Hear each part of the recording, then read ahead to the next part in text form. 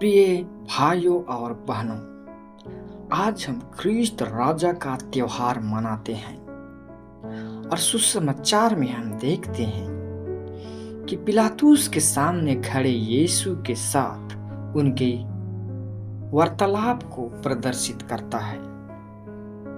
यह वार्तालाप उस समय हुआ जब यीशु को पिलातुस के सामने पेश किया गया था, ताकि यह स्पष्ट किया जा सके कि वह कौन है और क्या वह किसी प्रकार की राजनीतिक उथल-पुथल के लिए जिम्मेदार है।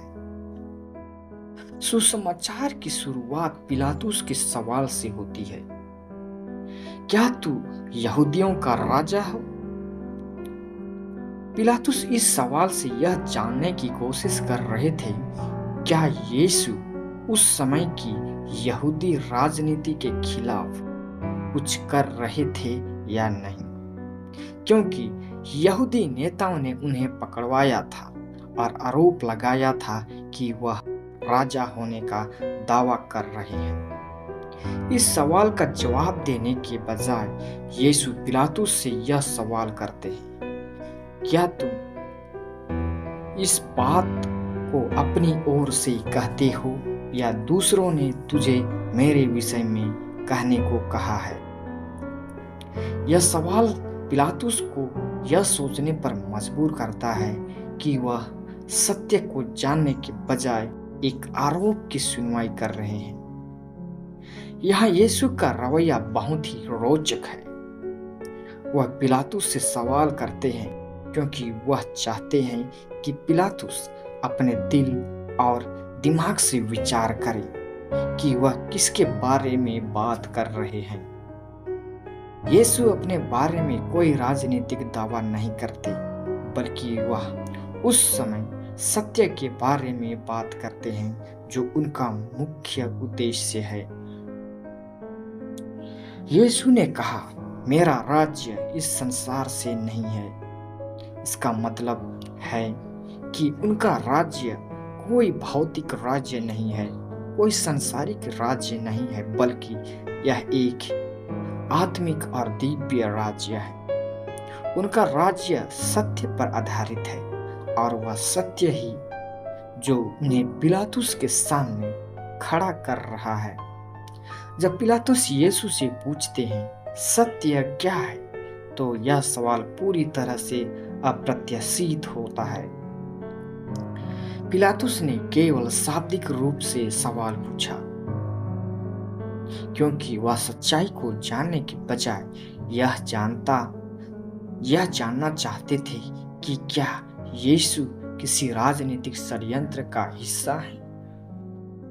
पिलातुस के सवाल में बहुत कुछ छिपा है, क्योंकि उन्होंने इस विषय में कभी गहराई से विचार नहीं किया।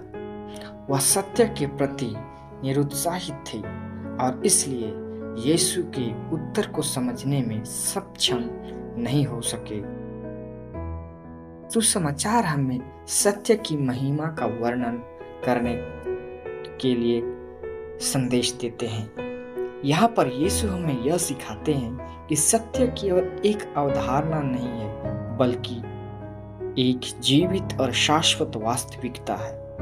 यीशु स्वयं सत्य है, जैसे कि वह अन्य स्थानों पर कहते हैं, मैं ही मार्ग, सत्य और जीवन हूँ। सत्य एक नैतिक और आध्यात्मिक सिद्धांत नहीं, बल्कि वह व्यक्ति है जो दुनिया के उद्धार करता है। यीशु के लिए उनका राज्य कोई सांसारिक सत्ता नहीं था, बल्कि वह एक आत्मिक राज्य था जो सभी लोगों के हृदय में बसता है। इसलिए आज के इस वचन में हमें यह पूछा जा रहा है कि किस राज्य का हिस्सा है। क्या हम अपने जीवन में यीशु के सत्य को स्वीकारते हैं? क्या हम अपने दैनिक जीवन में उनकी शिक्षाओं का पालन करते हैं? यीशु का राज्य उन लोगों का है जो सत्य को ढूंढते हैं और उसे अपनाते हैं। यही हमारा धर्म है कि हम सत्य को खोजें और उसके अनुसार जीने का प्रयास करें। हमारे समाज में कई बार झूठ, धोखा और छल कपट को बढ़ावा दिया जाता है, लेकिन हम यीशु के अनुयायी होने के नाते सत्य के मार्ग पर चलने का प्रयास करते हैं। यीशु हमें यह सिखाते हैं कि जब हम सत्य को जानते हैं तो हम उसके अनुसार जीवन जी सकते हैं, और यही जीवन का असली उद्देश्य है। हमारे जीवन में सत्य की आवश्यकता होती है। आज के समय में हमें यह समझने की आवश्यकता है कि सत्य का पालन करना केवल एक नैतिक कर्तव्य नहीं है, बल्कि यह हमारे जीवन का उद्देश्य होना चाहिए। हमें कभी भी ईश्वर की बातों से समझौता नहीं करना चाहिए, क्योंकि सत्य के बिना हमारा जीवन अधूरा और भ्रमित रहेगा। जैसे यीशु ने पिलातुस से कहा कि उनका राज्य इस संसार से नहीं, वैसे ही हमें भी यह समझना चाहिए कि हमारा असली घर और राज्य ईश्वर के पास है। यहाँ की चीजें अस्थायी है, लेकिन उनका राज्य शाश्वत और अनिवासी है। हमारी भूमिका यह है कि हम सत्य के प्रचार करें और उसके अनुसार जीवन जीने का प्रयास करें। हमें किसी भी परिस्थिति में सत्य से विमुख नहीं होना चाहिए, क्योंकि सत्य हमें सही मार्ग दिखाता है और हमारे जीवन को शांति और आनंद से भरता है।